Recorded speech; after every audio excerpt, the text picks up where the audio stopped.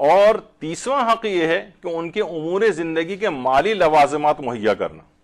مالی لوازمات، ان کے جتنی بھی اخراجات ہیں، ان کے دواؤں کے اخراجات ہیں، غذا کے اخراجات ہیں، لباس کے اخراجات ہیں، مکان کے اخراجات ہیں، یا اور بھی اس طرح کے جتنے بھی مالی لوازمات ہیں.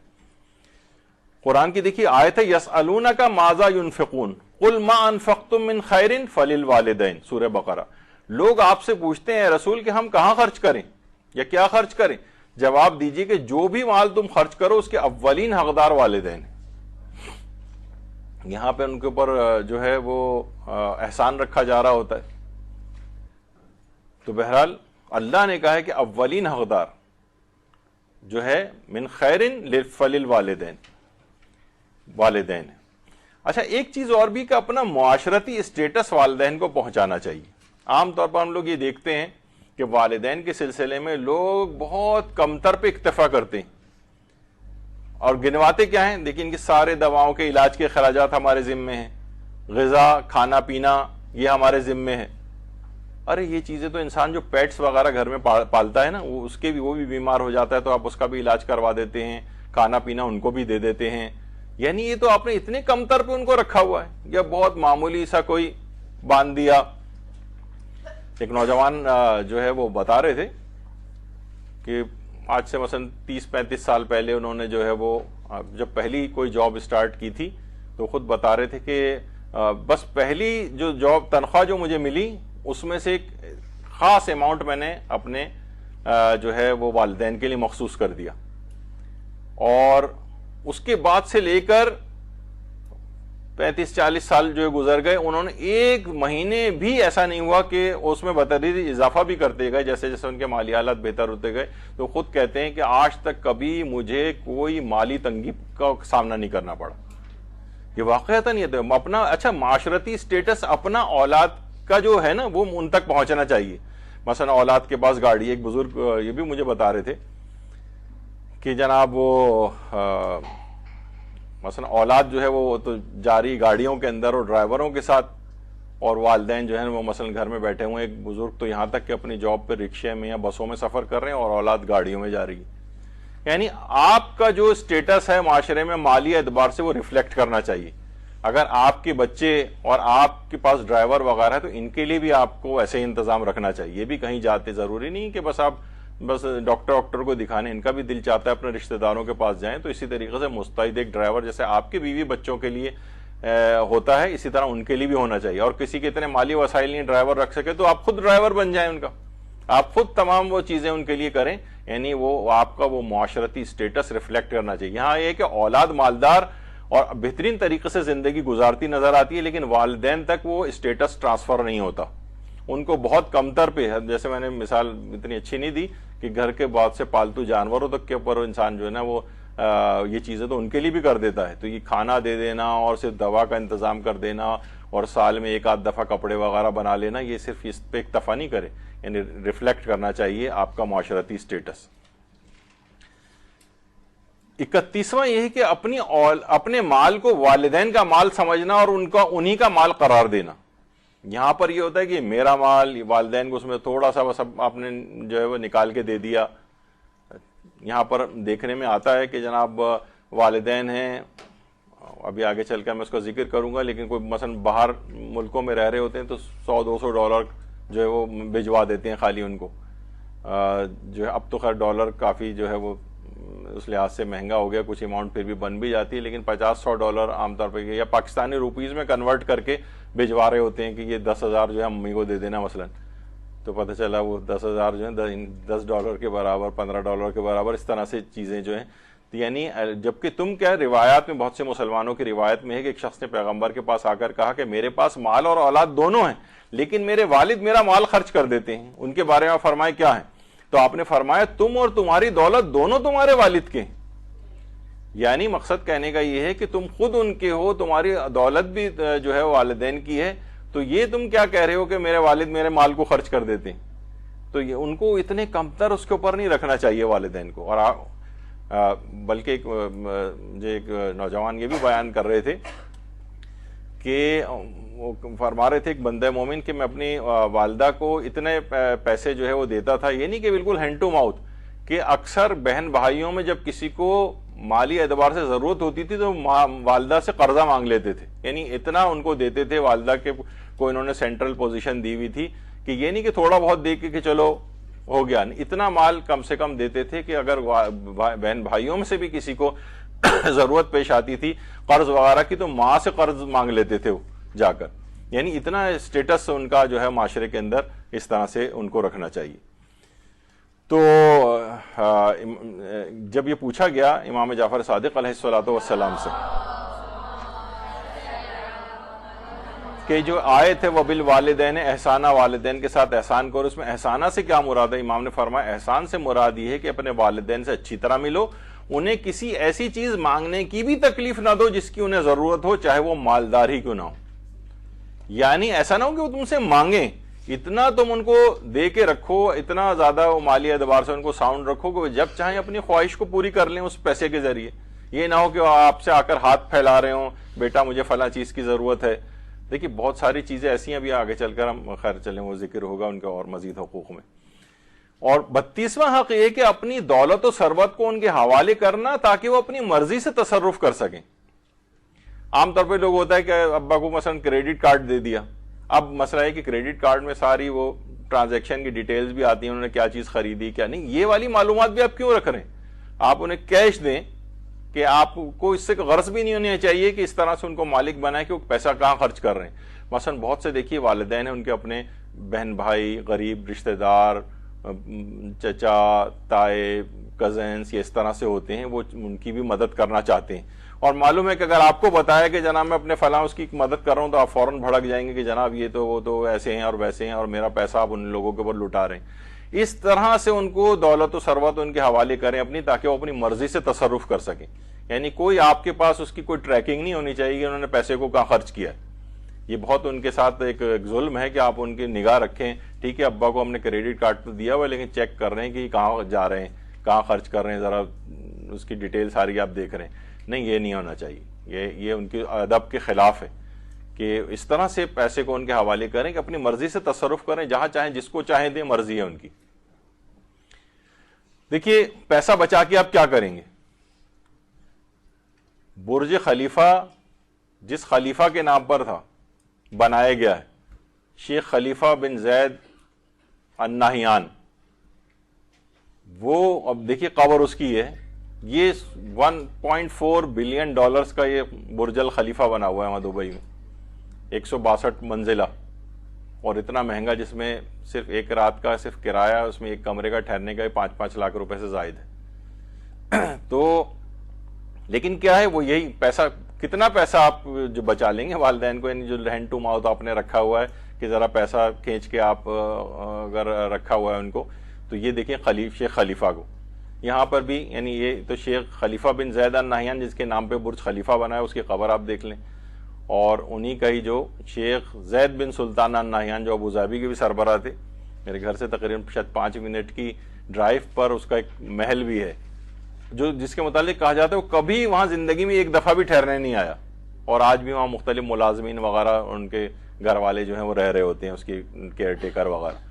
تو یہ پیسہ یہ بچنا کچھ نہیں ہے، والدین کے اوپر لگا دیں اس کو۔ یہ بڑے بڑے بادشاہ بھی جو ہیں اس طرح سے گئے ہیں، اور یہ ان کا حشر ہے، یہ قبر ہے ان کی آپ کے سامنے، تو وہ کتنا بھی آپ اپنے پاس پیسے کو بچا لیں گے وہ کچھ نہیں، جو والدین پہ صرف کر دیں گے انشاءاللہ وہی آخرت میں آپ کے کام بھی آئے گا۔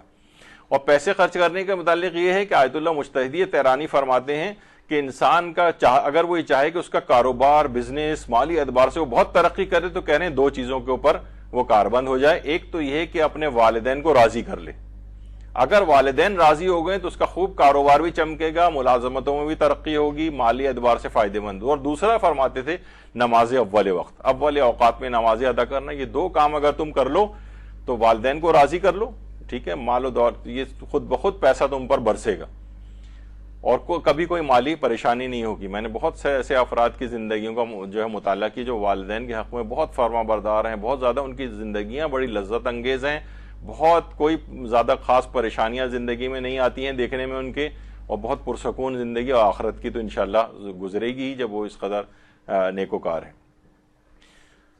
تو یہ ہے کیونکہ روایت پہ پیغمبر اکرم فرماتے ہیں کہ عاق والدین جو ہے یعنی والدین کی نافرمانی کرنے والا شخص کو خدا کی طرف سے کہہ دیا جائے گا کہ تو جتنا چاہے عمل کر، میں تجھے نہیں بخشوں گا. فَلْيَعْمَلْ أَيُّهُمَا شَاءَ، اے شخص جتنا چاہے تو عمل کر، تو اب بخشا نہیں جائے گا. تو یہ والدین کی نافرمانی کرنے والے سے کہا جائے گا. جبکہ اگر کوئی شخص چاہتا ہے کہ اس کی عمر زیادہ ہو، اس کے رزق میں اضافہ ہو، تو والدین سے نیک سلوک کرے، کیونکہ ماں باپ سے اچھا سلوک کرنا اللہ کی اطاعت میں شمار ہوتا ہے. 33واں حق یہ ہے کہ ان پر مالی واجبات کی ادائیگی کے لیے ان کو مال مہیا کرنا. دیکھیے وہی میں نے کہا کہ اس سے پہلے کہ صرف یہ نہیں ہو کہ وہ صرف بس غذا، بس صرف دوا علاج وغیرہ نہیں، ان پر بہت سے مالی واجبات بھی ہوتے ہیں. مثلا ان کو اپنے روزوں کے کفارے ادا کرنے. پچھلی زندگی ذرا گزری ہے 15-20 سال اس طرح سے کہ انہوں نے روزے نہیں رکھے تھے، اب ان پر کفارے بھی واجب ہیں، ان کے اوپر فدیے بھی واجب ہیں بیماریوں کے، کچھ اور اس طرح کے. تو اب وہ بیچارے ہینڈ ٹو ماؤتھ ہوتے ہیں، وہ کیسے اب اپنے سے کہیں کہ ایک روزے کے بدلے 60 مسکینوں کو کھانا کھلانے کے پیسے، تو جناب ایک سال کے ہی پتہ چلا کئی لاکھ روپے اس طرح سے بن جاتے ہیں. اگر کسی کے پاس اتنی استطاعت اور وہ ہے تو وہ چاہے وہ تھوڑا تھوڑا ہی کر کے صحیح والدین کے جو مالی واجبات ہیں ان کو ادا کرنے میں بھی وہ پارٹ پلے کرے، اور ان کو اپنے اتنا مال مہیا کرے کہ وہ اپنے مالی واجبات کو ادا کر سکیں. اسی طریقے سے 34واں حق یہ ہے کہ ان کے قرضوں کو ادا کرنا. والدین بھی مقروض ہوتے ہیں. اب اولاد کہتی ہے ہمارے اپنے پورا نہیں پڑتا، ہم آپ کے قرضے کہاں سے اتاریں؟ نہیں، تھوڑا تھوڑا کر کے جس قدر بھی تمہارے لیے ممکن ہو والدین کے قرضوں کو بھی ادا کرو. اسی طرح 35واں حق یہ ہے کہ ان کے واجب و مستحب اسفار کے مخارج اٹھانا. سفروں کی جمع اسفار ہے، یعنی واجب حج سفر کون سا ہوتا ہے واجب حج کا؟ تو وہ واجب حج کہلاتا ہے، یعنی واجب سفر جو ہوتا ہے وہ حج واجب کے لیے. بہت سے ہوتے ہیں کہ جناب ٹھیک ہے والد کے اوپر کوئی واجب تو نہیں ہے، والدہ پر واجب تو نہیں ہے کیونکہ ان کے پاس پیسے ہی نہیں ہیں اتنے، تو آپ یہ بیٹھ کے یہ کرتے رہیں کیونکہ آپ نے اتنے پیسے کبھی ان کے پاس آنے ہی نہیں دیے. اب پہلے زمانے میں وہ بیچارے خود ہی غریب تھے، اتنے پیسے نہیں ہیں.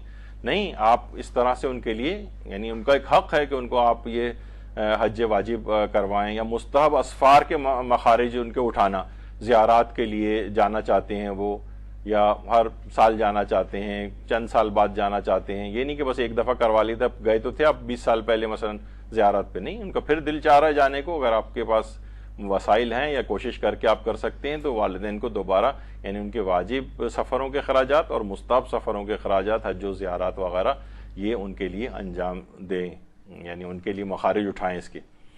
36واں یہ ہے کہ اپنے لباس سے پہلے ان کے لیے لباس و غذا و مکان مہیا کرنا.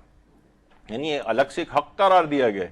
انسان اپنے لیے کپڑے بعد میں بنائے، پہلے ان کے لیے بنائے، ان کے لیے غذا کا بندوبست کرے، ان کے لیے مکان مہیا کرے. جب یہ کہا جاتا ہے نا کہ والدین کو اپنے ساتھ رکھا نہیں جاتا بلکہ ان کے ساتھ رہا جاتا ہے، یہاں پر الٹا ہوتا ہے، ایسا بہت احسان کیا ہے کہ ان کو اپنے ساتھ رکھ لیا ہے اپنے.